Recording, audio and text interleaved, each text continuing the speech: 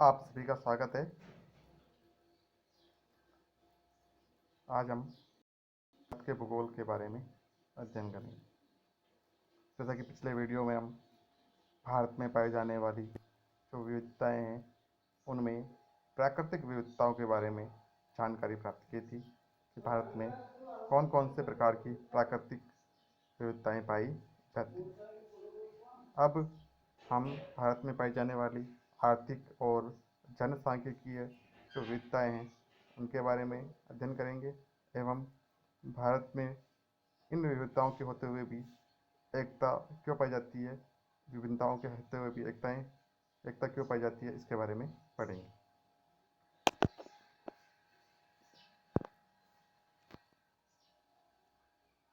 भारत में पाई जाने वाली आर्थिक जो विविधताएं हैं उनमें मुख्य रूप से प्रथम जो विविधता पाई जाती है आर्थिक रूप से वह है कृषि संबंधी विविधता।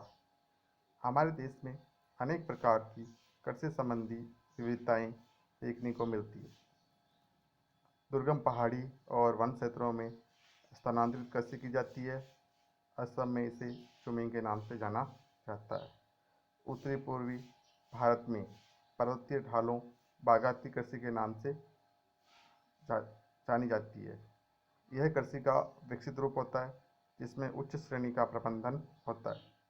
भारत के अधिकांश कृषक मिश्रित कृषि करते हैं जिसमें वे कृषि के साथ साथ जीवन निर्वाह हेतु पशुपालन भी करते हैं। संपन्न कृषक बड़े पैमाने पर व्यापारिक कृषि करते हैं।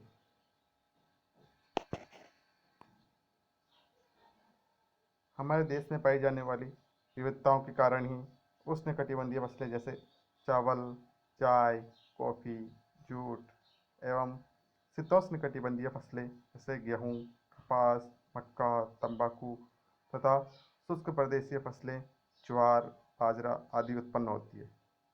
हमारे देश में कृषि औजार एवं कृषि कार्यों में भी विविधताएं पाई जाती है। आज भी छोटे किसान हल चलाकर पशुओं की सहायता से तथा गोबर की खाद का उपयोग कर कृषि कार्य करते हैं। वहीं संपन्न कृषक विभिन्न उन्नत तकनीक वाले यंत्रों का प्रयोग कर अधिक उत्पादन प्राप्त करते हैं जिसका व्यापार करके अपनी आय में वृद्धि करते हैं। दूसरी जो विविधता है आर्थिक विविधताओं में सिंचाई के साधनों की विविधता। हमारे देश में मानसूनी जलवायु होने के कारण वर्षा की विभिन्नताएं पाई जाती है। इस कारण कृषि हेतु सिंचाई की आवश्यकता पड़ती है। हमारे देश में सिंचाई के साधनों में कुएं, तालाब, नलकूप और नहरें मुख्य हैं। दक्षिणी भारत में कठोर धरातल होने के कारण तालाब बनाकर सिंचाई करना आसान रहता है। उत्तर के विशाल मैदान में नहरों द्वारा सिंचाई करना सुविधाजनक है तथा इस बाग में कुएं एवं नलकूप भी अधिक पाए जाते हैं क्योंकि कुएं और नलकूपों का निर्माण यहाँ आसानी से किया जा सकता है। तीसरे प्रकार की जो विविधता है ऊर्जा के साधनों की विविधता। ऊर्जा के संसाधनों की विविधता। भारत में लकड़ी तथा कोयला पारंपरिक ऊर्जा के मुख्य स्रोत रहे हैं परंतु वर्तमान में गैर परंपरागत ऊर्जा स्रोत जिनमें परमाणु ऊर्जा, सौर ऊर्जा, भूतापीय ऊर्जा, बायोमास ऊर्जा, बायोगैस, पवन ऊर्जा आदि का उपयोग बढ़ता जा रहा है क्योंकि परंपरागत ऊर्जा स्रोत जो होते हैं वो अनवीकरणीय होते हैं या जो जल्दी ही समाप्त होने वाले होते हैं। इसलिए उनके स्थान पर हमें गैर परंपरागत ऊर्जा स्रोत जो काफ़ी लंबी अवधि तक हमें उनका लाभ प्राप्त हो सके ऐसे स्रोतों की हमें उपयोग पर बल देना चाहिए। ऊर्जा के इन विविध स्रोतों के उपयोग का स्तर अलग अलग क्षेत्रों में भिन्न भिन्न होता है। चौथे प्रकार की जो विविधता है खनिज संबंधी विविधता। भारत में व्यापक संरचनात्मक भिन्नताएं पाई जाती है।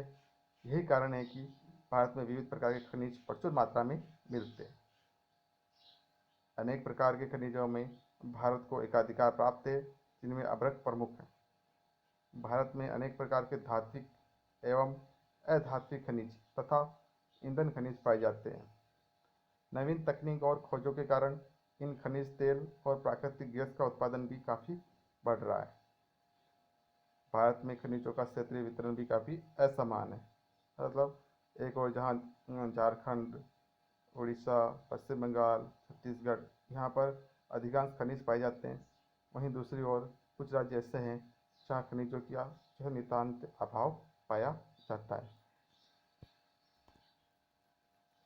पांचवें प्रकार की जो विविधता है औद्योगिक विविधता।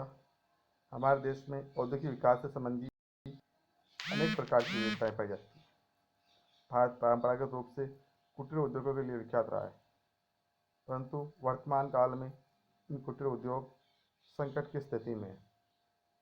भारत में बृहद उद्योगों का भी विकास हुआ है, अर्थात भारत में प्राचीन काल से ही कुटीर उद्योग काफ़ी विकसित थे और इस कारण से अपना देश समृद्ध था।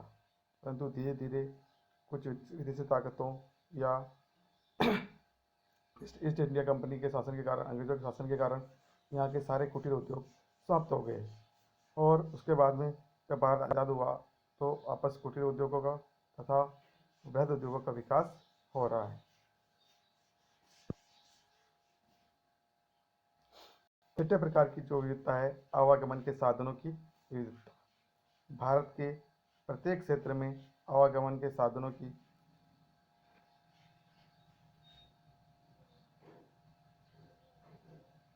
भिन्नताएं दिखाई देती है। आजकल शहरों में साइकिल, रिक्शा, तांगा, रेलगाड़ी, ऊँटगाड़ी, ऑटो रिक्शा, टैक्सियाँ, कारें, ट्रक, बस, रेलें, वायुयान आदि एक साथ उपयोग में आते देखा जा सकता है। अर्थात आवागमन के जो साधन हैं वो भी विभिन्न प्रकार के साधन हैं, जैसा कि कुछ क्षेत्र जैसे पर्वतीय क्षेत्र जो हैं जम्मू कश्मीर, हिमाचल प्रदेश, तो इन प्रकार के क्षेत्र होते हैं पर्वतीय क्षेत्र, वहाँ पर जो साधन होते हैं आवागमन के साधन उनमें भिन्नताएं पाई जाती हैं, क्योंकि यहाँ पर सड़क मार्ग बनाना, रेल मार्ग बनाना कठिन होता है, तो यहाँ पर आज भी पशुओं के माध्यम से खच्चर, घोड़े, इनके माध्यम से आवागमन किया जाता है। संचार के साधनों की विविधता। संचार के साधनों संबंधी व्यापक भिन्नताएं पाई जाती है। हमारे देश में आज भी अनेक जनजातियां ढोल एवं अलग अलग प्रकार की आवाज़ें निकालकर संदेशों का आदान प्रदान करती है।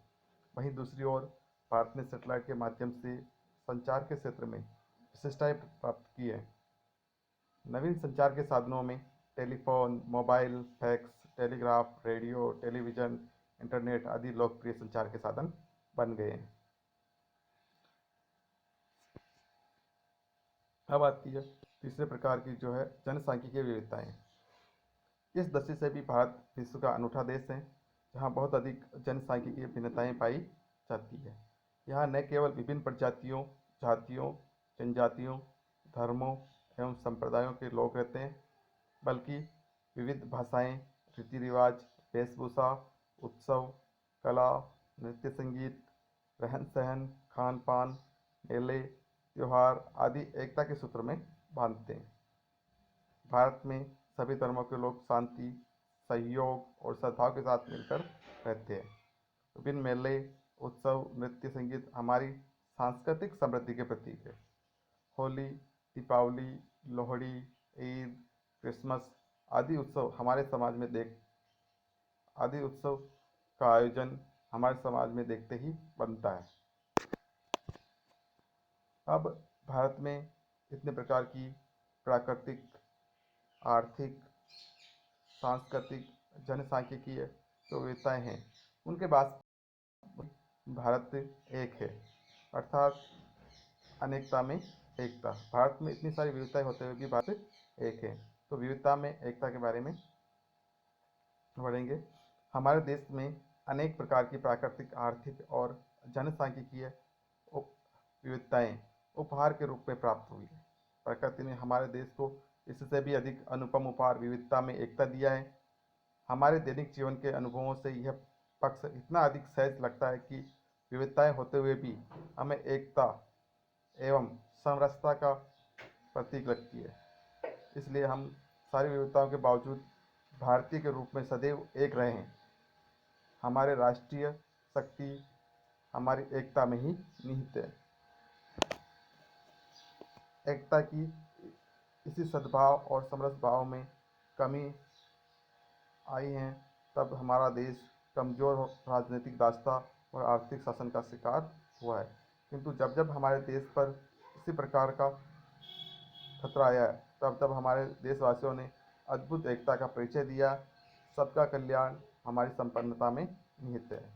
इतिहास इस बात का साक्षी है कि जब जब विदेशी और स्वार्थी तत्वों ने हमारी इस एकता में सेंध लगाने का में आर्थिक सफलता प्राप्त की है,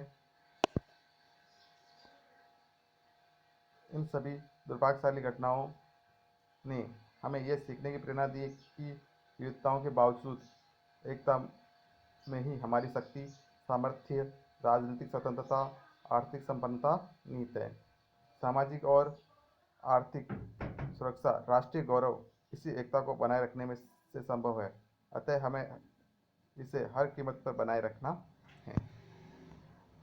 कुछ स्वार्थी तत्व और विदेशी ताकतें हमारे देश की विविधताओं को अपकेंद्रित शक्ति के रूप में प्रक्षेपित करने का प्रयास करती रहती है।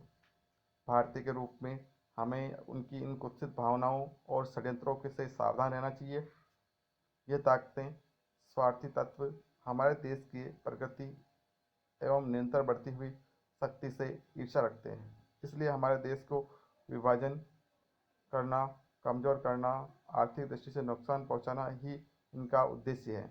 यदि हमें संपन्नता और गौरव के साथ रहना है और हमारे देश को सशक्त और संपन्न बनाना है, तो हमें हमारे देश की इस अनुपम एकता को सदैव बनाए रखना होगा। धन्यवाद।